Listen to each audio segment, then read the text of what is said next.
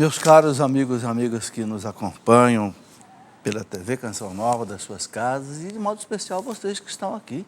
Nosso auditório Santa Clara hoje está lotado. Vocês vieram participar aqui já do dia inteiro, né? Do dia da celebração de Corpus Christi. E aqui vamos continuar a conversa que nós tivemos de manhã lá no Centro de Evangelização, na palestra que eu fiz às 11 horas sobre a Sagrada Eucaristia, e queremos continuar aqui esse estudo, esse aprofundamento. Olha, o estudo da Eucaristia não tem fim. Por quê? Porque Deus é infinito, Deus é inesgotável, né? Então é impressionante, quanto mais eu estudo, leio sobre a Eucaristia, mais tem coisa para a gente aprender, ok? Vamos entregar então esse programa nas mãos do Senhor, para que Ele prepare o meu coração de vocês para a gente fazer um bom programa. Em nome do Pai, do Filho e do Espírito Santo. Amém. Vinde, Espírito Santo, enchei os corações dos vossos fiéis, acendei neles o fogo do vosso amor. Enviai o vosso Espírito, e tudo será criado, e renovareis a face da terra. Oremos. Ó Deus, que instruíste os corações dos vossos fiéis com a luz do Espírito Santo, fazei que apreciemos retamente todas as coisas, segundo o mesmo Espírito, e gozamos sempre da sua consolação. Por Cristo, Senhor nosso. Amém. Pedindo a Nossa Senhora que com a sua intercessão materna interceda por nós nesta noite. Ave Maria, cheia de graça, o Senhor é convosco. Bendita sois vós entre as mulheres. Bendito é o fruto do vosso ventre, Jesus. Santa Maria, Mãe de Deus, rogai por nós, pecadores, agora e na hora de nossa morte. Glória ao Pai, ao Filho e ao Espírito Santo. São José, rogai. Amém. Em nome do Pai, do Filho e do Espírito Santo. Amém. Quero dizer o nome de vocês que estão aqui, o nome de vocês, das cidades de vocês, pelo menos, tá? E tem muita gente aqui hoje, graças a Deus. Temos uma caravana de Montenegro, no Rio Grande do Sul, Mistério da Fé. Quem são? Isso, olha, o câmera vai focalizá-lo. Sejam bem-vindos.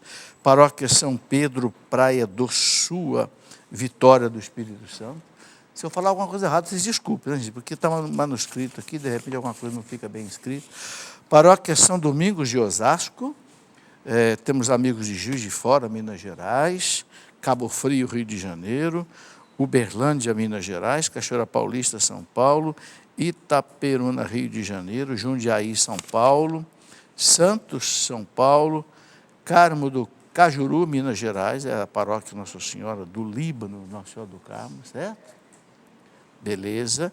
Alfenas, Minas Gerais, Caravana de Nova Serrana, Minas Gerais, Jundiaí, São Paulo, Paróquia São Francisco Xavier, Belo Horizonte, Minas Gerais, Fortaleza, no Ceará, Auriflama, São Paulo, Itaúna, Minas Gerais, Paróquia Nossa Senhora da Piedade, está ali, ok, Montes Claros, Minas Gerais, Ilha do Governador, Rio de Janeiro, Guarulhos, São Paulo, e Caravana de Amontada e Itarema, no Ceará. Está ali. Muito bem, gente, sejam bem-vindos. Vamos fazer o nosso programa junto, continuando a nossa conversa sobre a Sagrada Eucaristia. Eu quero aqui começar mostrando o livro, muito importante, do padre Rafael Solano, Ideologia de Gênero e a Crise da Identidade Sexual. Olha, o padre Rafael Solano já esteve aqui comigo na Escola da Fé, é um especialista em ideologia de gênero, essa coisa horrorosa, essa ideologia feminista maluca, que quer dizer que não existe sexo. O que nós somos, então? Anjos. Quem não tem sexo é anjo. Anjo é assexuado, né? Então, é uma coisa perigosa. Inclusive, eu estou fazendo uma coleção de livrinhos, assim, sobre cada assunto da fé, e um deles, inclusive, é esse. Você sabe o que é ideologia de gênero? É muito importante saber o que é isso. Por quê? Porque estão ensinando isso nas escolas, para as criancinhas de 3, 4 anos de idade. Votaram no Brasil inteiro, né? o Congresso Nacional não deixou entrar a ideologia de gênero no Plano Nacional de Educação, mas depois obrigaram os estados e os municípios a votarem. Eu não entendi.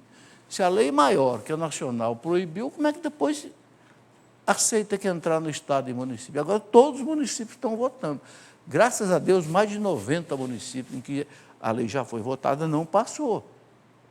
Porque se passar, os professores podem ensinar para as crianças: você não é homem nem mulher, você é criança, você vai escolher teu sexo mais tarde. Por isso que não fala mais de sexo, fala de gênero. Porque sexo são dois, masculino e feminino. Gênero, estão falando em mais de 50 categorias de gênero nos Estados Unidos. É homossexual masculino, homossexual feminino, bissexual, transexual, transgênero. E estão criando cada dia uma coisa nova.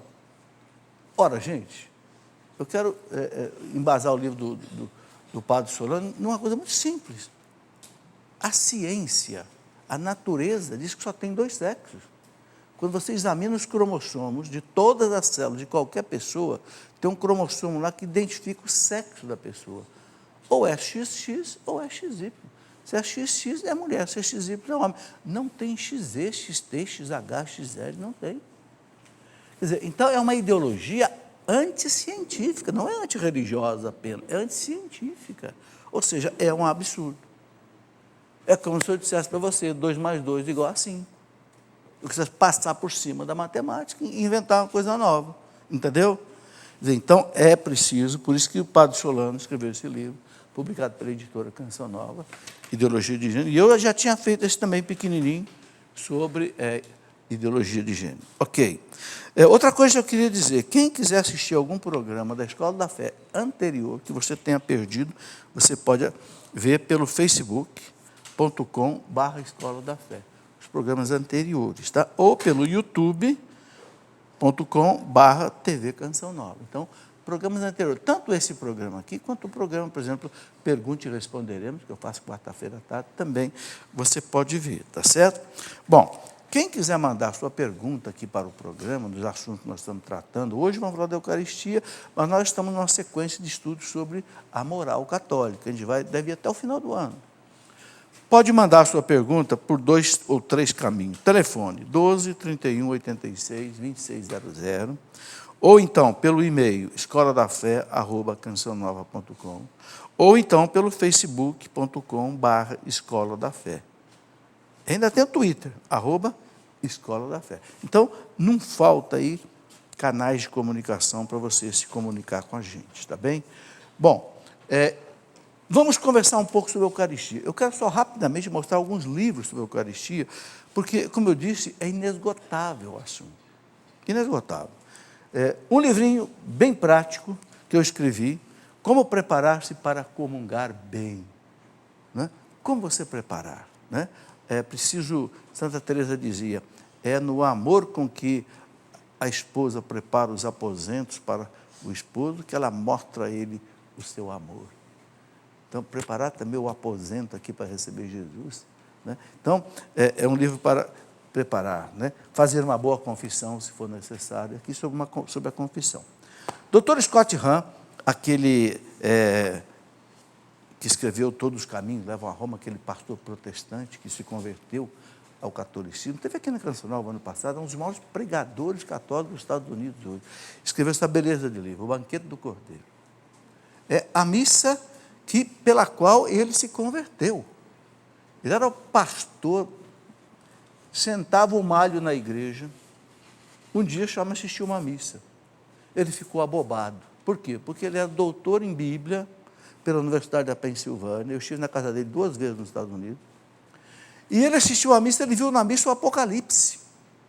Aquela liturgia do Apocalipse, aqueles 24 anciãos que se curvavam diante do trono do Cordeiro. Ele ficou abobalhado. Por quê? Porque ele é doutor e a tese dele de doutorado em Bíblia foi sobre o Apocalipse.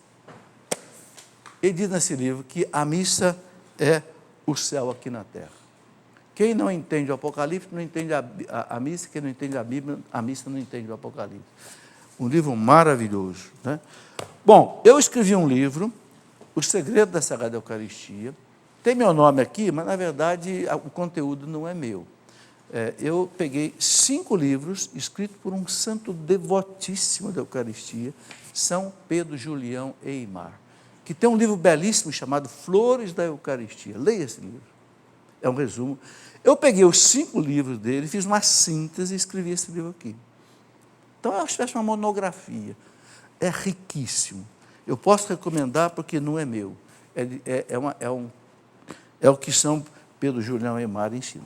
Este livro maravilhoso, A Eucaristia, Pão da Vida Eterna, é de um bispo Raffaello Martinelli, do Vaticano, que trabalhou mais de 20 anos com o Papa Bento XVI sobre catequese do Vaticano. Inclusive, o padre Paulo Ricardo me disse que trabalhou lá no Vaticano com esse livro. Esse livro é para preparar crianças e jovens para a primeira comunhão e para a crisma, explicando detalhadamente, com figuras, o que é a Eucaristia, o que é a missa, os sinais, as vestes sagradas. Olha, todo muito bem ilustrado. Eu não conheço, nós fomos buscar esse livro em Roma, traduzimos para o português e publicamos aqui. Eu não conheço um livro, sinceramente, assim, tão didático e tão atualizado. E o Dom Raffaello Martinelli é especialista em catequese. Okay? Muito bem, eu gosto de mostrar isso porque o assunto é muito amplo, né? De jeito nenhum a gente vai conseguir explorar aqui, né? Teria que ter muito tempo para isso. Eu queria, antes de usar alguns slides que eu preparei aqui também, eu queria dar uma recordada rápida do que eu falei de manhã, porque nem todo mundo acompanhou a minha palestra de manhã, não é? E eu quero fazer uma sequência. Bom, de manhã eu coloquei o seguinte: por que Jesus instituiu a Eucaristia? Vamos fazer uma síntese assim.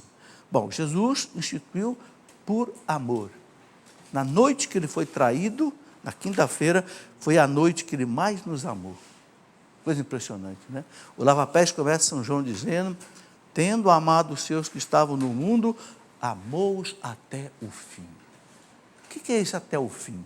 Ele entregou seu corpo na cruz, na morte, para a nossa salvação, e entregou seu corpo em forma de hóstia. Eucaristia, alimento e remédio para a nossa vida. Um ato de amor assim insuperável. Um Deus que se faz homem, que se entrega a nós num pedacinho de pão como alimento. Quem de nós teria coragem de se transformar num pedaço de pão? Jesus teve essa coragem. Por quê? Por amor. Eu me lembro de uma história de um oficial francês católico, lá nos Marrocos, durante a Segunda Guerra Mundial, que ele estava com um outro oficial que era muçulmano, e passou um padre carregando a Eucaristia, né? E o oficial católico francês se ajoelhou quando o padre passou com a Eucaristia. E o muçulmano falou para ele: eu não entendo esse Deus de vocês. Um deusinho que fica num pedaço de pão. O nosso Alá não cabe no universo. Aí o oficial francês disse: o nosso Deus também não cabe no universo, mas por amor ele se fez pão. Porque ele me ama, porque ele quer ficar aqui no meu coração. É por amor. Olha que beleza, é por amor. Então, Jesus sabia que nós somos uma miséria. E ele disse, né, lá na Santa Ceia, João 15,5, sem mim nada podeis fazer. Nada, gente, é nada. Eu não consigo ser um bom pai, um bom marido, um bom professor, um bom cristão, um bom catequista. Não consigo, sem Deus.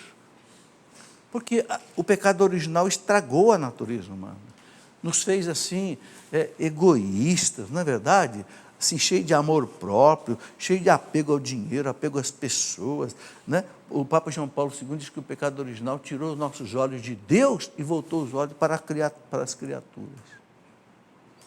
O que é a santificação? É de novo tirar os olhos das criaturas e voltar os olhos para Deus. Deixar Deus ocupar a nossa vida. Não o dinheiro, não a fama, não o prazer, não a criatura, mas Deus ocupar a minha vida de novo. É isso que consiste a santificação. Então, Jesus disse: sem mim nada podeis fazer. E aí ele diz uma coisa muito importante: permanecei em mim, e eu permanecerei em vós. Porque eu sou o tronco, vocês são os ramos. Se o ramo se desprender do tronco, ele seca, morre e não dá fruto. permaneça em mim e vocês vão dar fruto. Então, ele instituiu a Eucaristia para a gente permanecer nele e ele permanecer em nós. Tanto assim, que quando ele faz o discurso da Eucaristia, no capítulo 6 de São João, lá na sinagoga de Cafarnaum, que os seus restos estão lá ainda até hoje, nas suas ruínas, né? Quem vai à Terra Santa vê lá, do lado da casa de São Pedro, onde tem uma igreja hoje, São Pedro morava ali, então, e do lado tinha a sinagoga de Cafarnaum. Jesus chegou lá e fez o discurso da Eucaristia. No capítulo 6 de São João, é o capítulo mais longo, que tem 71 versículos. E Jesus coloca 3 coisas ali fundamentais. Claro que muito mais, eu vou destacar 3. Né? Só que a plaquinha do intervalo já levantou ali.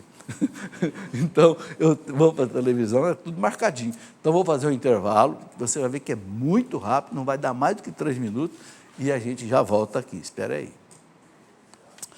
Muito bem, de volta já com a nossa escola da fé. Você viu aí? Eu acho que não deu tempo nem de ir no banheiro.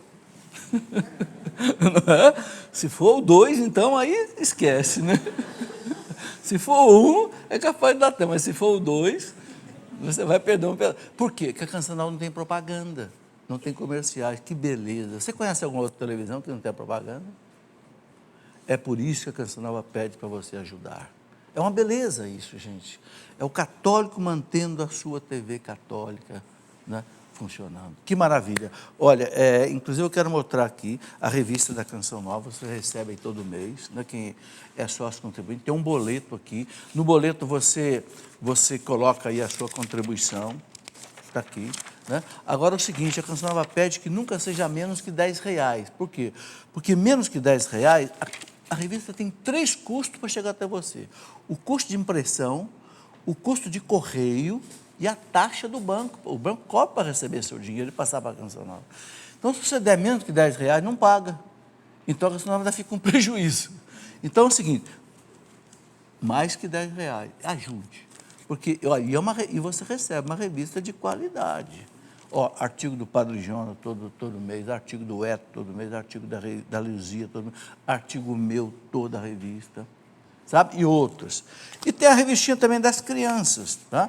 As crianças, se o pai quiser que a criança receba essa revista, é uma revista feita para a evangelização da criança, tá? Se o pai quiser que a criança receba essa revista, tem que fazer uma outra contribuição, porque é outro custo. É outro custo de impressão, é outro custo de correio, é outro custo de taxa de banco. Então, vem com um boletim também não pode ser menos que R$10. Se você põe em nome, aí a criança vai receber esta revista, você guarda essa revista, passa para outras crianças, não joga fora, não. Quando você não precisar mais, dê para uma instituição que tenha crianças, porque tem matérias ali de evangelização feita com carinho, entende? Para as crianças. Muito bem. Um outro aviso que eu preciso dar aqui é o seguinte, a Canção Nova está programando um aprofundamento de dons carismáticos. Será o quê? Será de 24 a 26 de junho, né? Aqui na Canção Nova. É aprofundamento, não é acampamento. Qual é a diferença? Aprofundamento é no auditório, são só 500 lugares, então tem que fazer inscrição, tem que telefonar para cá. Então você pode telefonar por 12 31 86 20 55, ou então você entra no site eventos.cançãonova.com. É um aprofundamento de dons. Eu, inclusive, vou fazer uma das palestras, né, sobre o batismo no Espírito Santo, os frutos do Espírito Santo, os dons do Espírito Santo, a vida espiritual no Espírito Santo, etc. Bom, eu queria, antes de voltar aqui à nossa matéria, eu queria dar uma notícia muito importante. Dia 23 de maio agora, hoje é 26, né? O Papa Bento XVI fez um anúncio seguinte: o segredo de Fátima foi todo revelado, não tem mais nada para ser revelado. Por que o Papa fez? Eu estou aqui, inclusive, com a notícia que foi publicada pela fonte ACI Digital. Porque você, de vez em quando, você vê na internet notícias, não, o segredo de Fátima não foi todo revelado. Não sei se lembram, no ano 2000, o Papa João Paulo II mandou revelar todo o segredo de Fátima. pediu que o cardeal Ratzinger, que depois se tornou Bento XVI, ele explicasse o segredo, porque o segredo era assim meio parabólico, meio... O Bento XVI, inclusive, ele foi conversar com a irmã Lúcia, que era viva ainda, que recebeu o segredo. E a irmã Lúcia disse, é isto mesmo que o senhor escreveu. A mim coube receber o segredo, a igreja cabe revelar, cabe explicar, né? E então, o Papa João Paulo II, no ano 2000, mandou que o secretário de Estado do Vaticano, lá em Fátima, revelasse o segredo. Revelou tudo. Aquele homem de branco, baleado, o que era o terceiro segredo? Era todo o ataque comunista da Rússia para tentar destruir a igreja, tentar, inclusive, matar o Papa João Paulo II. Os outros papas, todos anteriores, não quiseram revelar o segredo, porque eu acho que eles não entenderam. João Paulo entendeu. Era a luta do comunismo no ano 2000 contra a igreja. Até que foi o segredo do ano de 1917, e o Papa revelou no ano 2000, no último ano do século. Ele entendeu que era toda a ferocidade do comunismo para destruir a igreja. E Nossa Senhora dizendo, por fim, o meu coração vai triunfar, e pedindo que a igreja consagrasse a Rússia ao coração dela, o que o Papa João Paulo II fez, e depois nós vimos, a Rússia desmontou todo o sistema comunista, caiu o Muro de Berlim em 1989, todos aqueles países que eram escravos da Rússia ali, no sistema comunista, né? Bulgária, Tchecoslováquia, Romênia, Polônia, Alemanha Oriental, todos se desprenderam da chamada União das Repúblicas Socialistas Soviéticas, graças a Deus. Pelas mãos benditas do Papa João Paulo II, Nossa Senhora de Fátima fez acontecer isso. E o Papa chamava Fátima de o altar do mundo. João Paulo chamava Fátima e pegou aquela bala que o atingiu, né, que caiu no jipe, e pediu que o bispo de Fátima colocasse na coroa de Nossa Senhora. Eu vi essa coroa lá. Essa coroa belíssima que as mães portuguesas mandaram fazer para Nossa Senhora depois da Segunda Guerra Mundial, pelo fato de Portugal não ter entrado na guerra e os jovens portugueses não terem morrido. Então, as mães portuguesas, em agradecimento a Nossa Senhora, mandaram fazer uma coroa belíssima. Nessa coroa foi colocada a bala. Só que, vejam bem, os artistas que fizeram a coroa não sabiam onde colocar essa bala.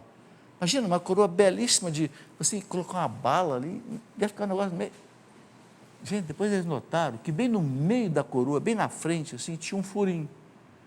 E eles enfiaram a bala ali, a bala coube certinho naquele furinho. Nem mais, nem menos. Ninguém sabe por que os artistas deixaram aquele furinho ali. Impressionante. Eu vi essa coroa, está lá no Museu de Fátima, quem vai a Fátima, do lado da Basílica de Nossa Senhora de Fátima, tem um museu, está ali, né? Que coisa maravilhosa. Então, não acredite mais nessas notícias que o segredo de Fátima não acabou ainda, que haverá 3 dias de trevas. Para com isso. Isso é terrorismo espiritual. A igreja não quer converter ninguém pelo medo. A igreja quer converter as pessoas por amor a Deus. Porque Deus é bom. Porque Deus nos criou, porque Deus morreu na cruz por nós. É por isso que eu tenho que amar a Deus. Não porque eu vou ficar com medo de 3 dias de trevas ou qualquer coisa. Essa conversão não é autêntica. A conversão pelo medo, ela não dura. A conversão que é pelo amor, aí sim dura. Ok? Bom, outra notícia interessante que eu quero colocar, que também nós ficamos aí vendo essa semana, é o famoso milagre eucarístico da Polônia. Por que eu estou colocando? Porque foi publicado agora recentemente, e como nós estamos tratando aqui, né, da Eucaristia, que coisa bonita, gente, na Polônia. O que aconteceu? Isso foi no ano 2013. Alguém estava distribuindo a Eucaristia e caiu uma hóstia no chão. Eu não sei porquê, normalmente você pega a hóstia e devolve a pessoa, mas não sei porquê pegaram a hóstia e colocaram na água para dissolver. É o que tem que fazer quando uma hóstia não pode ser consumida. Eu não sei se essa hóstia pode ter sujado, alguma coisa, não sei. Quando colocaram a hóstia na água, a hóstia virou sangue. E o bispo mandou analisar. Encontraram o sangue de uma pessoa humana. E aí vem aqui o laudo que o bispo da cidade publicou. Eu vou ler para vocês a notícia. Em 25 de dezembro, Natal de 2013, durante a distribuição da Sagrada Eucaristia, uma hóstia consagrada caiu no chão e foi logo recolhida, depositada em um recipiente cheio de água, que é chamado de básculo, né? Pouco depois apareceram manchas de cor vermelha. O então bispo de Legnica, que é a cidade, Dom Stefan Schick, estabeleceu uma comissão para analisar o fenômeno.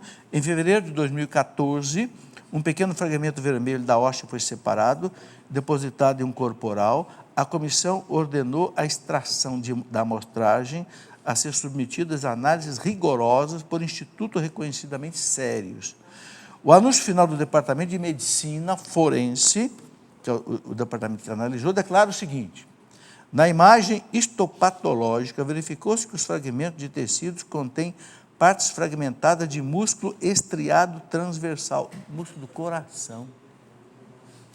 O conjunto se assemelha ao músculo cardíaco ao sofrer alterações que aparecem com frequência durante a agonia de alguém. Olha que interessante. Os estudos genéticos indicam a origem humana do tecido. Bom, em janeiro deste ano, apresentei a questão à Congregação para a Doutrina da Fé do Vaticano, é o bispo falando: hoje, conforme recomendado pela Santa Sé, ordenei que o vigário paroquial, Giombro, preparasse um local adequado para a exposição da relíquia, a fim de que os fiéis possam manifestar sua adoração de modo apropriado. Ou seja, o Vaticano confirmou a autenticidade do milagre. Bem, nós tivemos notícia também de um milagre eucarístico na Argentina, e que o Papa confirmou. Ele disse que quando ele era cardeal, ele confirmou o milagre, uma hóstia se transformou em carne em Buenos Aires. Gente, é impressionante como é que Jesus tem dado esses sinais. A gente sabe que esses sinais não são para nós que acreditamos, nós acreditamos na palavra de Jesus. Ele disse: isto é o meu corpo que é dado por vós, ponto. Não entendemos, não compreendemos, mas nós acreditamos, porque para ele nada é impossível, certo? Aliás, uma coisa muito interessante, gente, a maior honra que você pode dar para uma pessoa é acreditar na palavra dela. E a maior desonra que você dá para uma pessoa é você não acreditar na palavra dela. Então, quem não acredita nessa palavra de Jesus, isto é o meu corpo que é dado por você, desonra Jesus, desconfia do poder de Jesus. De jeito nenhum. Isto é o meu sangue derramado por vós. Como é que nós vamos duvidar disso? Ele é Deus. Deus pode colocar o mundo na sua mão. Ele transformou água em vinho nas bodas de Caná. Por que ele não pode transformar vinho no seu sangue? Aliás, aí voltando aqui para a nossa conversa, né? Aliás, voltando aqui para o capítulo 6 de São João, é interessante como é que Jesus preparou o povo para falar do discurso da Eucaristia que ele faz, né? Primeiro, o São João começa a narrar que ele fez a multiplicação dos pães. Era de tarde, né? Quem já esteve na Terra Santa tem o Mar da Galileia, todo circundado por montanhas. Ele estava no alto, uma das montanhas, com o povo, né? E disse para o apóstolo Filipe: vamos dar de comer a esse povo. E o Filipe disse: mas Senhor, não tem jeito, nem 200 denários seriam suficientes para matar a fome deste povo, né? E Jesus sabia o que ele ia fazer. Com essa cifra do Filipe, a gente pode calcular quantos pães seriam necessários. Vamos fazer uma conta rapidinho, né? Eu gosto de fazer conta, engenheiro gosta de conta, né? 200 denários, o denário, o que era um denário? Era o salário de um trabalhador braçal no tempo de Jesus. Vamos chutar aí o quê? 50 reais? Aqui em São Paulo está em torno de 100, né? Um pedreiro hoje cobra 150, 200. Sei, vamos chutar bem baixinho, 50 reais. Se você põe 50 reais, 200 vezes 50, quanto é que vai dar? 0, 0, 0, tem 3 zeros aqui, né? 5 vezes 2, 10. 10 mil reais, certo? 10 mil reais dá para comprar quantos pães? Vamos botar 50 centavos cada pão? Então, 10 mil reais dá para comprar 20 mil pães. Tá certo? 20 mil pães, dá para quantas pessoas comerem e matar a fome? Vamos jogar 5 pães por pessoa? Se você der 5 pães por pessoa, vamos dividir por 5? Então, você faz aqui, 20 dividido por 5 dá 4. 4 vezes 5, 20. 1, 2, 3, 0. Dá para 4 mil pessoas comer. Quantas pessoas do Evangelho diz que Jesus matou a fome? 5 mil. Estão vendo que o negócio bate? O Filipe fez um cálculo. Senhor, nem 200 denários seriam suficientes. Precisava mais. 200 denários dá para matar a fome de 4.000.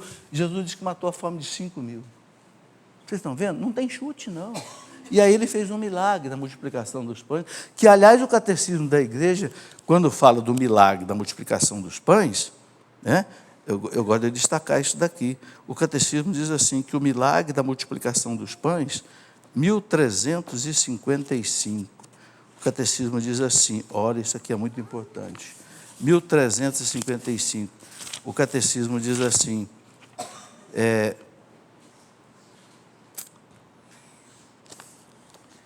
que o milagre da multiplicação dos pães, ele simboliza a Eucaristia. O que acontece na Eucaristia? O Cristo está naquela âmbola cheia de partículas, ele está em todas as partículas. O Cristo não se divide. Nós não entendemos, né? Nós não entendemos. Vou fazer uma comparação que um dia eu vi um padre fazer, muito interessante. Se você pegar um espelho, você olha o espelho assim, você vê uma foto sua, né? Se você quebrar o espelho em duas partes, você vê duas fotos, né? Se você quebrar o espelho em 500 partes, você vê 500 vezes a sua fotografia, não vê? A Eucaristia é mais ou menos isso. O Cristo está em todas as partes, inteiro. Então, a multiplicação dos pães, o catecismo diz aqui, eu gosto de citar isso daqui, né? Porque o catecismo fala em o milagre da multiplicação dos pães. Por quê? Porque eu já vi padre em homilia dizer que não houve milagre. Opa! O catecismo da igreja diz que o milagre da multiplicação dos pães simboliza a Eucaristia que o Cristo ia depois multiplicar, como multiplica hoje. Isso é muito importante, né? Então, gente, voltando aqui ao texto de São João, Jesus primeiro andou sobre as águas, ele multiplicou os pães. Para mostrar o que para os apóstolos? Eu sou Deus, eu tenho poder sobre o pão. O pão me obedece. Eu pego 5 e faço 5.000. Ok? Depois, ele subiu para a montanha, mandou os discípulos irem para Cafarnaum. Eles estavam na região de Tiberíades, até Cafarnaum é uma travessia de mais ou menos, hoje, com barco a motor, 40 minutos. Mas no tempo de Cristo não tinha motor. Então, os apóstolos estavam, né, numa tempestade terrível, não conseguiam chegar a Cafarnaum. O que Jesus faz? Vai andando sobre as águas e encontrar com eles. O que Jesus quis mostrar? 3 horas da manhã, na terceira vigília da noite, ele vai encontrar com os discípulos andando sobre as águas. Se Jesus quisesse, lá do alto da montanha, ele dava ordem para o vento parava. Dava ordem para o mar sossegava, porque ele já fez esse milagre antes, não fez? Naquela barca que ele estava, começou a dar uma tempestade, ele estava dormindo, os discípulos o acordaram, o senhor não se incomoda de morrer todo mundo aqui? Ele levantou, gritou com o vento, gritou com o mar. Ele poderia ir lá do alto da montanha, mas por que ele foi andar sobre as águas, 3 horas da manhã, assustando os discípulos? O evangelista diz que eles começaram a gritar de medo, acharam que era um fantasma. Por quê? Porque Jesus quis que eles vissem que ele tinha poder sobre o seu corpo. A lei da gravidade não o afundava, porque ele é o autor da lei da gravidade. Por que isso? Se ele tem um poder sobre o corpo, sobre o pão, e o poder sobre o corpo dele, então ele pode transformar o pão no seu corpo. E aí eles chegam em Cafarnaum e ele faz o discurso dificílimo da Eucaristia.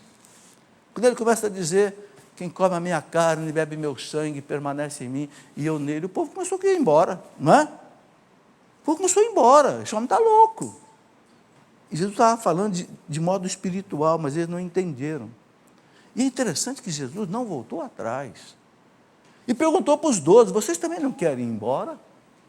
Vocês também não estão duvidando da minha palavra? Sabe, gente, tem hora que Jesus mete a faca no peito da gente. Ou acredita ou vai embora. Ele sabe, por quê? Porque você não pode duvidar de Deus. Duvidar da palavra de alguém é uma desonra. Se eu estou dizendo que eu vou fazer isso, eu tenho poder para fazer. Vocês já viram eu multiplicar pães, vocês viram andar sobre as águas, vocês já viram eu dar ordem para o vento, para o mar, para demônio, para tudo. Aí Pedro, Senhor, só tu tem palavras de vida eterna. A quem nós iremos? O Pedro tinha acabado de dar um vexame, né? Fundou lá no mar, porque ele ficar olhando para Jesus, ficou olhando para o barulho do vento, ficou com medo, precisou Jesus segurar ele, né? Mas daqui a pouco Pedro dá uma demonstração de fé, né, maravilhosa. Só tu tens palavra de vida eterna. Tanta coisa bonita, gente. Aí então Jesus, antes de fazer o milagre da Eucaristia, ele dá como assim que pré-requisitos para o povo acreditar. Eu sou Deus, eu andei sobre as águas, eu multipliquei os pães, eu tenho poder sobre o pão e sobre o meu corpo, eu posso juntar os dois num só. Para quê? Para alimentar vocês. Aí ele começa todo aquele discurso.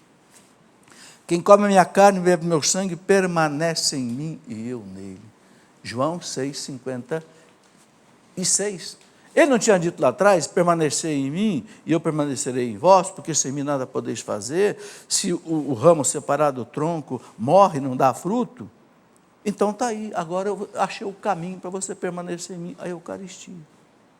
Gente, quem comunga, teve um santo da igreja, São Cirilo de Alexandria, disse assim, nós nos tornamos cristóforos.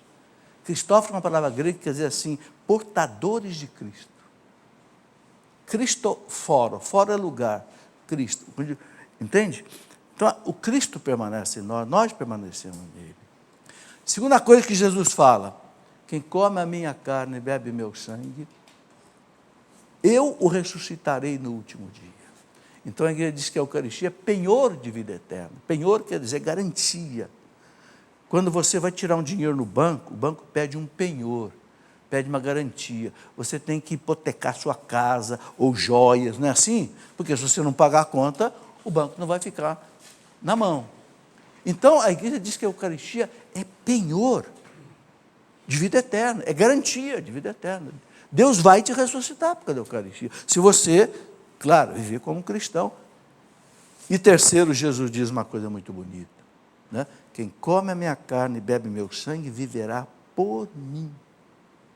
Viverá por mim, ou seja, com a minha força, com a minha fé, com a minha esperança, com a minha caridade, né? Não vai viver com a sua miséria, com a sua fraqueza. Vejam, então, por que Cristo instituiu a Eucaristia? Por amor. Para permanecer em nós, para nos dar a vida eterna, para Ele ser a nossa força. Que coisa maravilhosa. E aí uma outra coisa importante de entender, a Eucaristia tem dois significados. Eu gosto até de escrever, porque a gente lendo, a gente guarda melhor, né? A Eucaristia tem um significado de sacrifício e de banquete, né? É preciso entender isso daqui. Banquete. Sacrifício, por quê? Porque Jesus disse, né, que na celebração da Santa Missa, torna-se presente o Calvário, torna-se presente, fazer isto em memória de mim, ele disse para os apóstolos. Essa memória não é apenas uma lembrança. O grego tem duas palavras para falar de memória, ele tem o anamnese e tem o mnemone. O mnemone é uma celebração assim, tipo 7 de setembro, 21 de abril, uma lembrança. O anamnese não. O anamnese é uma lembrança, mas a coisa se torna presente. Toda a liturgia não é mnemone, é anamnese. Ou seja, quando você celebra, por exemplo, a liturgia do Natal, o Natal se faz presente. Entenderam? Não é apenas uma lembrança. Não. A liturgia tem o poder de tornar presente um ato de Cristo. E por que pode tornar presente? Porque os atos de Cristo são teândricos. O que quer dizer essa palavra na teologia? São humanos e divinos, ou seja, o tempo não consome uma ação de Cristo, entendeu? O tempo consome nossas ações. Esta aula que eu estou dando aqui agora, se você não assistiu, nunca mais você vai assistir. Você pode ver o vídeo, pode ver, mas com Deus é diferente. Com Deus, o tempo não apaga um ato feito por Deus. Então, quando a igreja celebra na liturgia, o Cristo, ele é o liturgo. Ele é o celebrante, na pessoa do Padre. Então, as coisas se tornam presentes. Então, a Eucaristia é o Calvário que se torna presente. É um sacrifício, só que é de maneira incruenta. Claro, Cristo não sofre mais a paixão, a morte como ele sofreu. Por quê? Porque ele sofreu no nosso tempo, na história. Ele agora está fora do tempo. Mas o sacrifício que aconteceu lá no Calvário se torna presente. Sem ele sofrer de novo. Você entende? Nós não conseguimos entender 100% isso. Mas é isso que a teologia explica. Segundo, é banquete. Por quê? Porque vocês lembram que lá no tempo dos judeus, eles imolavam aquele cordeiro, era chamado holocausto perpétuo. O que é o holocausto perpétuo? O judeu, todo dia, às 6 da manhã e 6 da tarde, ele sacrificava um cordeiro de 1 ano, sem defeito. Era o cordeiro de Deus, o Agnus Dei. Por quê? Porque o judeu acreditava que o dia começava às 6 da manhã, terminava às 6 da tarde, e eles não contavam a noite. Então, de 6 da manhã às 6 da tarde, os 2 cordeirinhos eram para quê? Para aplacar a justiça divina e não provocar o que chamavam de a ira de Deus, por causa do pecado do povo. Por isso que João Batista disse para Jesus, para os discípulos dele, apontando, ele é o Cordeiro de Deus que tira o pecado do mundo. Aquele cordeirinho lá de trás, do holocausto perpétuo, era apenas uma figura, uma prefiguração. Ele é o Cordeiro de Deus. Ele vai ser imolado uma única vez, não todo dia, 2 vezes, não, ele vai ser imolado de uma vez para sempre, para tirar o pecado do mundo. Não é? Então, depois que eles imolavam o cordeiro, eles comiam a carne do cordeiro. Não foi assim na Páscoa? Moisés mandou que eles, cada família sacrificasse um cordeiro, pegasse o sangue do cordeiro, passasse nos umbrais da porta, para que o anjo exterminador não matasse o primogênito ali daquela família. Né? E disse, comam a carne do cordeiro.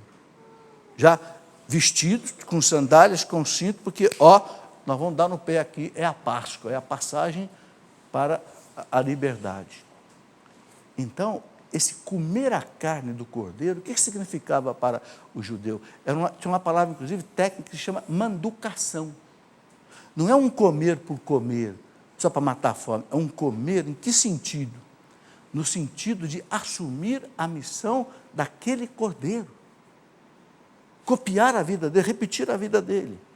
Imitar a vida dele, estão entendendo? Então, São Paulo, por exemplo, é interessante, São Paulo, quando fala na carta aos Romanos, por exemplo, São Paulo diz assim, quer ver, olha, São Paulo diz, Romanos 12, São Paulo diz assim, Romanos 12, versículo 1, eu vos exorto, pois, irmãos, pelas misericórdias de Deus, a oferecerdes vossos corpos em sacrifício vivo, santo e agradável a Deus. É este o vosso culto espiritual. São Paulo pede que a gente ofereça o nosso corpo em sacrifício vivo, santo e agradável a Deus. Olha, a igreja não ensina que os nossos cansaços, as nossas doenças, as nossas enfermidades devem ser oferecidas a Deus, junto com o sangue de Cristo. Completo na minha carne o que falta a paixão de Cristo no seu corpo, que é a igreja. São Paulo fala em Colossenses 1,24. Então, o comer a carne do cordeiro, o banquete que está ali, que significa Eucaristia, é aquela manducação. Eu como o corpo de Cristo, bebo o sangue de Cristo para eu ser cristão, ou seja, eu ser imitador de Cristo. Ser cristão não é ser um Cristo grandão. Não existe cristinho, Cristo e Cristo, não. Cristão é ser imitador de Cristo. O grande santo da igreja, doutor da igreja, foi Papa, né? São Leomagno dizia, o que adianta você carregar o nome de cristão se você não imita Jesus Cristo? Não tem sentido. Então, a Eucaristia é o sacrifício e também banquete. E por que banquete? Porque nos alimenta. Remédio e sustento para a nossa vida, né? Aquela oração que os padres, alguns deles rezam antes de receber a Eucaristia. Senhor Jesus Cristo, teu corpo e sangue que agora vamos receber, não seja para nós causa de juízo e condenação, mas por vossa bondade e misericórdia, seja para nós remédio e sustento para a nossa vida. Por isso que é banquete. Entenderam? Muito bem, mais um intervalo. É rapidinho, a gente já volta. Corre aí, senão você não chega em tempo. Ok, de volta com a nossa Escola da Fé. Já é o último bloco, o tempo passa rápido aqui. Olha, eu tenho aqui uma notícia importante. Nesse mês de maio, venha participar aqui na Canção Nova, no dia 29 de maio, no Jubileu Mariano. no Santuário do Pai das Misericórdias. Será no dia 29 de maio. Olha, vai ter missa às 7 da manhã, 9 da manhã, meio-dia, 15 horas e 18 horas. Aqui no Santuário do Pai das Misericórdias, que é uma beleza. Olha, é um dos santuários mais bonitos do Brasil. Não é porque eu estou aqui na Canção Nova, não, porque é mesmo. Claro que tem coisas maravilhosas no Brasil, mas é uma beleza. Venha conhecer. Será um dia dedicado à Mãe da Misericórdia no ano jubilar. Tá? Você pode ter informações aí pelo site paidasmisericordias.com ou pelo Facebook Santuário do Pai das Misericórdias ou pelo Twitter Santuário CN maiúsculo, ok? Então, 29 de maio, Jubileu Mariano, tem missa aqui o dia inteiro aqui na Canção Nova. Okay? Divulgue para os seus amigos, seus parentes, seus conhecidos. Né? Às vezes a pessoa passa aqui pela Via Dutra, aqui é do lado, aqui na cidade de Cachoeira Paulista.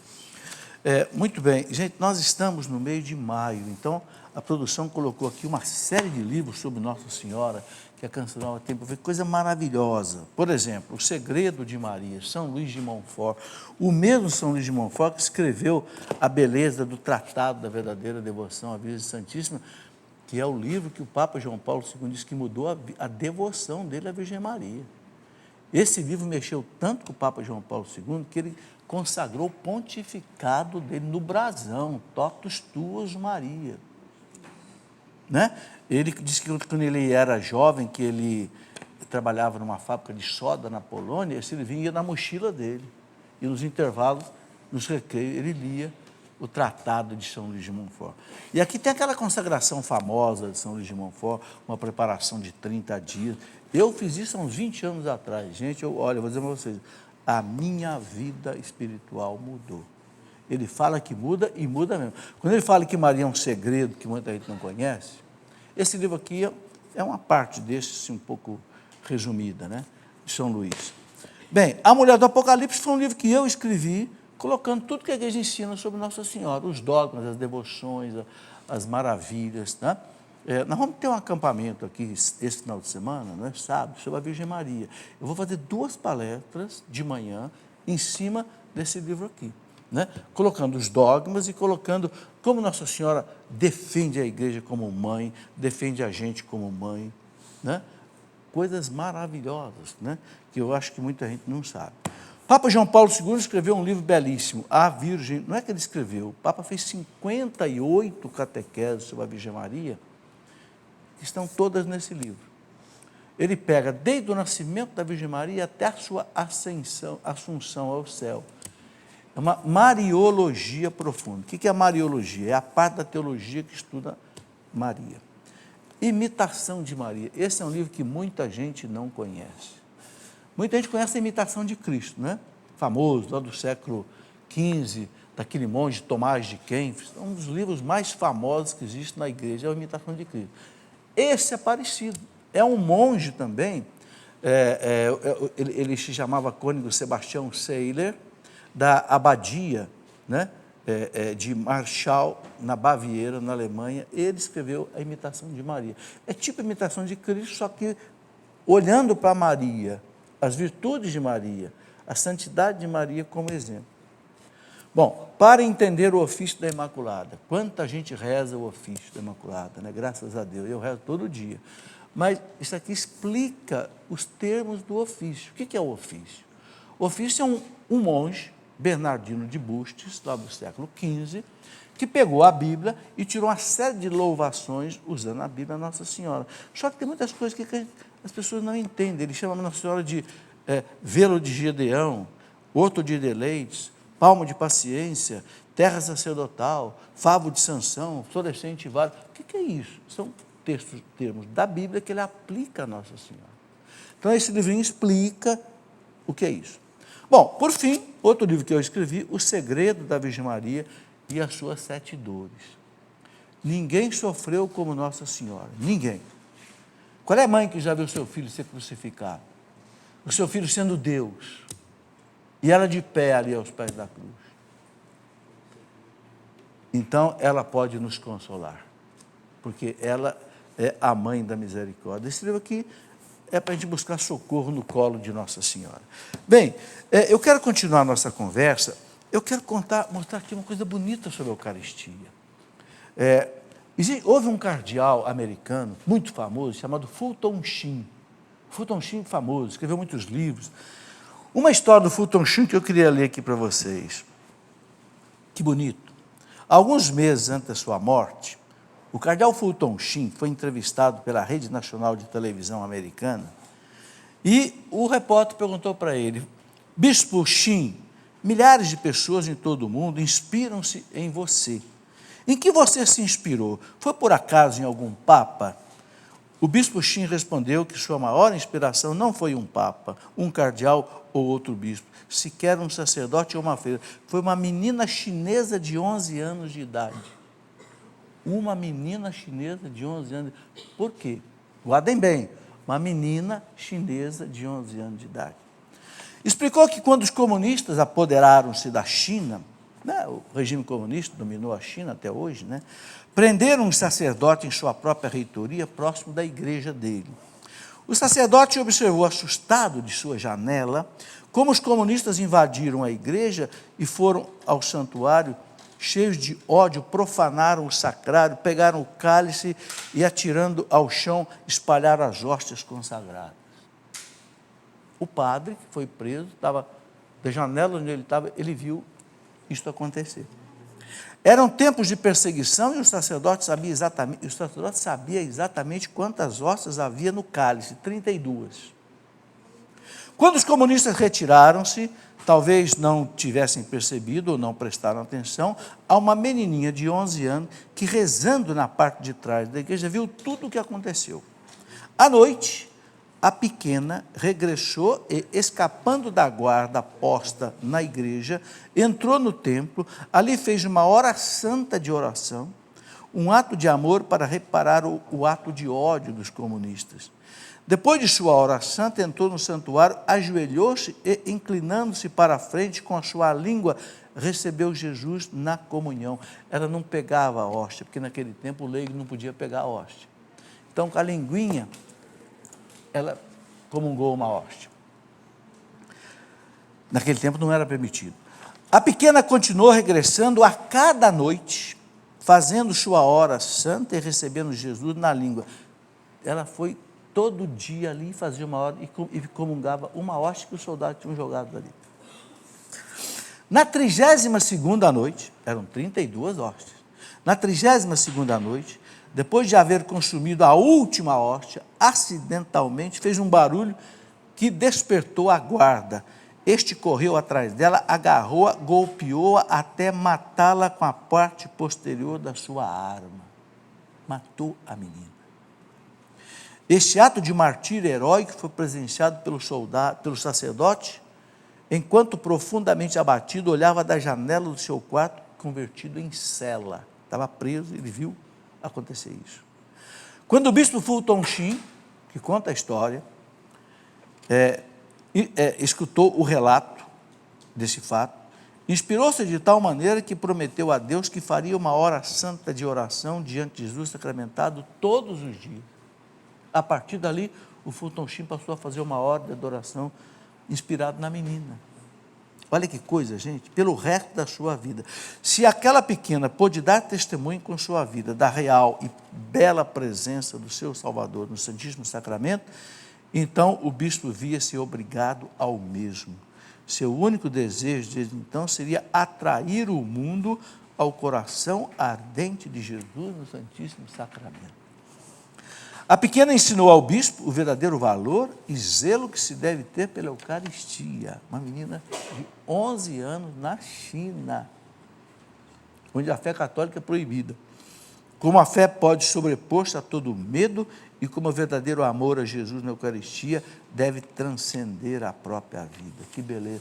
Gente, isso aqui foi um fato real. Isso aqui eu coloquei na internet e hoje o site Aletheia publicou esse texto meu aqui. Esse texto que eu estou lendo para vocês hoje. Entende? É um fato real. Muito bem, eu vou rapidamente agora passar aqui alguns slides. Solta aí, Fernanda. Mais alguns ensinamentos. Vou dizer a vocês, gente, tem tanta coisa de Eucaristia que eu podia ficar aqui horas e horas conversando com vocês. Presença real de Cristo na Eucaristia, na terra no sentido na Eucaristia, passa aí. E aí eu vou citar alguns grandes gigantes da igreja. Quando eu chamo de gigantes, são os santos doutores. Eu acho que todo mundo sabe o que é um santo doutor, né? Dos mais de 20 mil santos canonizados pela igreja, apenas 36 receberam de algum papa, ao longo da história da igreja, o título de doutor. Doutor quer dizer aquele cara que sabe. Você sabe que quer dizer a palavra doutor, né? Um deles é São Leão Magno, que foi papa de mais ou menos 440 a 461. Né? Ele diz assim: talvez digas, é meu pão de cada dia, mas esse pão é pão antes das palavras sacramentais. Desde que sobrevenha a consagração, a partir do pão se faz carne de Cristo. Olha o ano, 400, faz 1.600 anos. A igreja acredita né? E antes dele, tem gente muito antes dele. Isso aqui eu estou falando uma citação, pode passar. Ele continua: não é, pois, sem motivo que tu dizes amém, reconhecendo já em espírito que recebes o corpo de Cristo, né? Quando o ministro entrega o corpo de Cristo, amém. Né? Isso está na obra dele, está na obra Os Sacramentos e os Mistérios, eu tirei lá dessa obra, que é da editora Vozes, né? Página 50 e 55, pode passar. Santo Ambrósio, doutor da igreja, aquele bicho que batizou Santo Agostinho. Olha a data, 340 até 397 foi quando ele viveu. Olha o que diz Santo Ambrósio, né? Era bispo de Milão. Persuadamo-nos que já não temos o que a natureza formou, mas o que a bênção consagrou. O que a força da bênção e que a força da bênção é maior que a força da natureza, porque a bênção muda até a natureza, ou seja, transforma o pão na carne de Cristo e o vinho no sangue de Cristo. Está lá, aqui está a citação da obra dele, onde eu tirei essa referência. Pode passar. São João Crisóstomo, outro doutor da igreja de Constantinopla, que foi mártir no ano 403, 404, né? Olha o que diz Santo Ambrósio, famosíssimo: inclinemo-nos sempre diante de Deus, sem o contradizermos, embora o que ele diz possa parecer contrário à nossa razão e à nossa inteligência. Parece que a Eucaristia é contra a razão, contra a inteligência, mas o Senhor falou, então parece contradizer, mas ele diz: inclinemo-nos sempre diante de Deus. Né?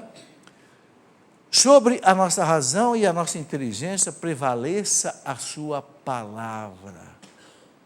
Sobre a nossa inteligência, que não entende, a nossa razão que não entende, prevaleça a sua palavra. Aquilo que eu falei, eu tenho que acreditar na palavra de Cristo. Por que eu estou dizendo isso, gente, com ênfase? Porque eu conheço muita gente que diz assim: eu não acredito. Eu sou cético. Eu não consigo entender que o pãozinho é Jesus Cristo. Porque não acredita na palavra dele. Quer compreender com a razão, com a inteligência. Não vai compreender com a razão e com a inteligência. Pode passar. Continua o São João Crisóstomo na sua obra Homilias sobre São Mateus. Ele continua dizendo assim: assim nos comportemos também diante do mistério eucarístico, não considerando só o que nos pode vir dos nossos sentidos, né? Mas conservando-nos fiéis às suas palavras. Olha como é que os santos doutores batem nisso. Uma palavra sua não pode enganar. Entenderam? Então, isso é que é fundamental. Pode passar. Mas por que Deus, então, Cristo, então, deixa aí os milagres eucarísticos acontecendo toda hora? É para quem não consegue acreditar. É um auxílio à nossa fraqueza. Deus ama todo mundo. Então, Ele quer dar uma chance para quem não tem a fé suficiente de acreditar na palavra dEle. Então, Ele dá uma ajuda a mais. Mas mesmo assim. Gente, eu li um livro que conta mais de 150 milagres do Eucaristia só na Itália. Só na Itália. Não é brincadeira. Vamos lá. Santo Inácio, continua São João Crisóstomo. O que os anjos contemplam tremendo, o que não se atrevem a olhar de frente, sem temor, pelo resplendor que irradia, é isso que nos alimenta, é a isso que nos unimos estreitamente, passando a ser com Cristo um só corpo e uma só carne. Né? Eu estou colocando essas citações do começo da igreja, São João Crisóstomo, do ano 400, para vocês verem há quanto tempo a igreja acredita piamente, né, na presença real de Cristo na Eucaristia. Pode passar. Santo Inácio de Antioquia, olha o ano, foi mártir no ano 102 ou 105, no Coliseu de Roma, pelo imperador romano Trajano, numa daquelas festas romanas que jogavam os mártires para os leões. Olha o que diz, né, Santo Inácio de Antioquia, que foi sagrado bispo por São Pedro, na cidade de Antioquia, no norte da Síria. Bispo e mártir, esforçai-vos, portanto, para vos reunir mais frequentemente para celebrar a Eucaristia de Deus e o seu louvor. Continua. Pois, quando realizais frequentes reuniões, olha que importante, são aniquiladas as forças de Satanás e se desfaz o seu malefício por vossa união na fé. Nada há melhor do que a paz pela qual cessa a guerra das potências celestes e terrestres. É a carta que ele escreveu aos Efésios. Santo Inácio de Antioquia, ele foi preso no norte da Síria e foi levado a Roma preso para ser jogado para os leões. E foi jogado para os leões. No caminho ele escreveu 7 cartas, uma delas é a carta aos Efésios, aos cristãos. Essa carta não é da Bíblia, né? E não é apócrifa, não, é uma carta verdadeira.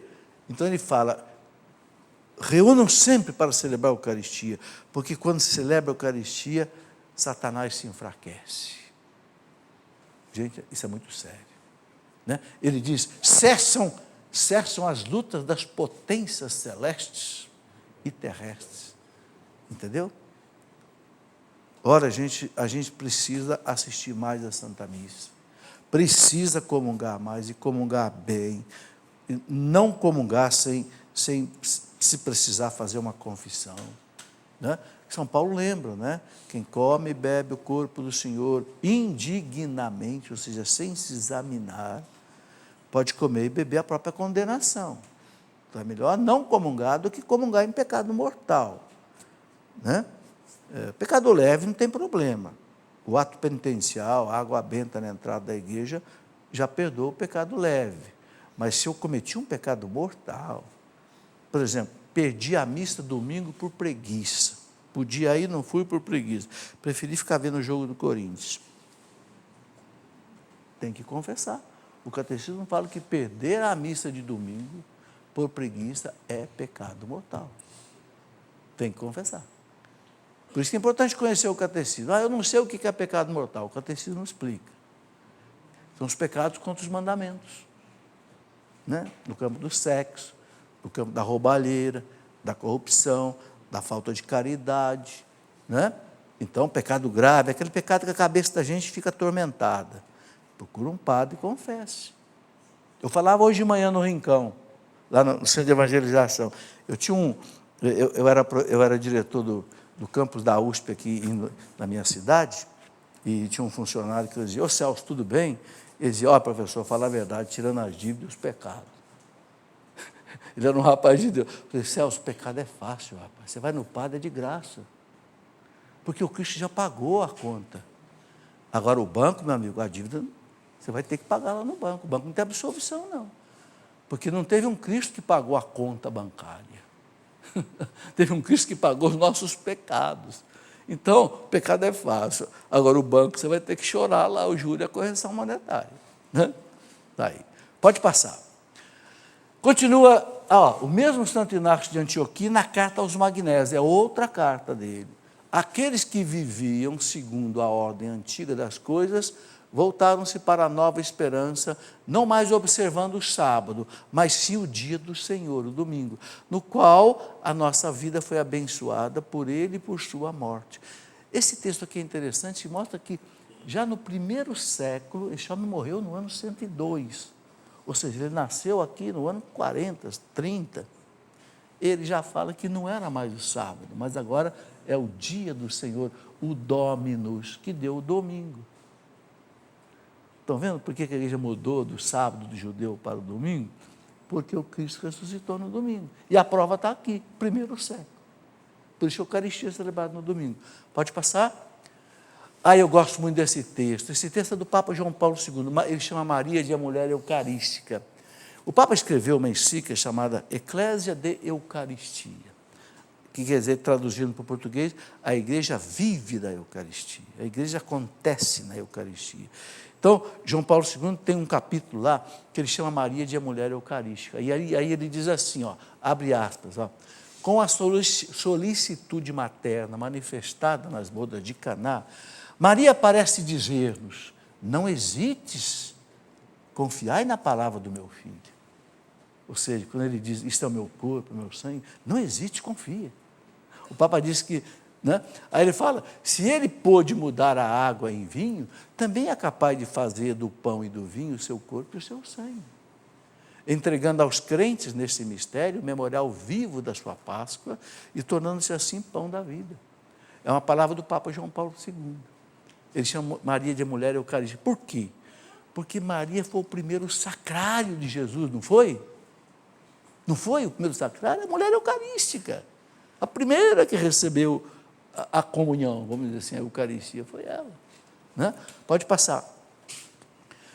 Continua o Papa aqui, Eclésia da Eucaristia, número 54. Eu gosto sempre de mostrar a fonte, porque a pessoa não pensar que eu estou tirando da minha cabeça. De certo modo, Maria praticou a sua fé eucarística. Ainda antes de ser instituída a Eucaristia, quando ofereceu o seu ventre virginal para a encarnação do Verbo de Deus. Antes do Cristo instituir a Eucaristia na Santa Ceia, Maria já tinha oferecido o seu ventre para encarnar, receber o Verbo. Pode passar. Porque a missa no domingo, bem, isso aqui eu já falei, mas eu gosto de citar aqui outras coisas, porque essa questão é uma dúvida que aparece toda hora aqui no programa que eu faço. São Jerônimo, aquele que traduziu a Bíblia do grego e do hebraico para o latim, a chamada Vulgata. Olha o ano, 348, foi contemporâneo de Santo Agostinho. Olha o que diz São Jerônimo, doutor da igreja. Eu só estou pegando aqui, gente, fera, doutor da igreja. O dia do Senhor, o dia da ressurreição, o dia dos cristãos é o nosso dia, o domingo. É por isso que ele se chama dia do Senhor, Dominus. Passa. Pois foi nesse dia que o Senhor subiu vitorioso para junto do Pai.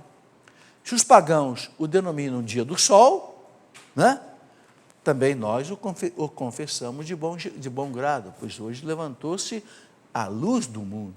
Hoje apareceu o sol da justiça, cujos raios trazem a salvação. São Jerônimo, lá nesse documento dele aí. Bom, gente, infelizmente, o tempo terminou, a plaquinha do fim já levantou, tem muito mais coisa para mostrar, mas nesses livros que eu mostrei, gente, sobretudo eu gostaria de recomendar esse daqui, O Segredo da Sagrada Eucaristia. Por quê? Porque é uma síntese de 5 livros sobre a Eucaristia, de São Pedro Julião Eymar. Eu tinha até preparado aqui algumas frases dele, está aqui, mas não deu tempo de eu ler para vocês. Eu vou colocar isso aqui na internet, no site Cleofas, onde eu tenho também a Escola da Fé Online. O que é a Escola da Fé Online? É uma aula todo dia pela internet, é um curso de teologia à distância. Tem um vídeo todo dia, tem um áudio, uma gravação em MP3 para ouvir, e tem um texto escrito. Sobre o quê? Sobre toda a doutrina católica. Quem quiser participar dessa Escola da Fé online, pelo site Cleofas, é só você abrir o site cleofas.com.br, tem uma janelinha lá, está escrito Escola da Fé online. Clica lá, você se inscreve. Por que inscreve? Porque eu respondo as perguntas também que você faz, mas tem que se inscrever. Tá? E aí, eu quero dizer que é um trabalho muito bem feito, que olha, eu trabalho com 4 pessoas me ajudando. Trabalho para dar uma formação assim, teológica, doutrinária, bastante firme em cima dos documentos da igreja, tal, sobre as coisas da nossa fé. Muito obrigado a vocês que vieram participar aqui ao vivo, você de casa. Vamos pedir aos padres diáconos que estão em casa que nos deem a sua bênção. A bênção pode ser dada à distância, tá bem? Então, põe a sua intenção agora. O que você precisa hoje? O que você quer pedir para Jesus hoje, nesta noite? No dia da celebração do corpo de Cristo. A nossa proteção está no nome do Senhor. Então, que nos abençoe o Deus Todo-Poderoso, Pai, Filho e Espírito Santo. Amém. Vão em paz, que o Senhor nos acompanhe. Amém. Amém.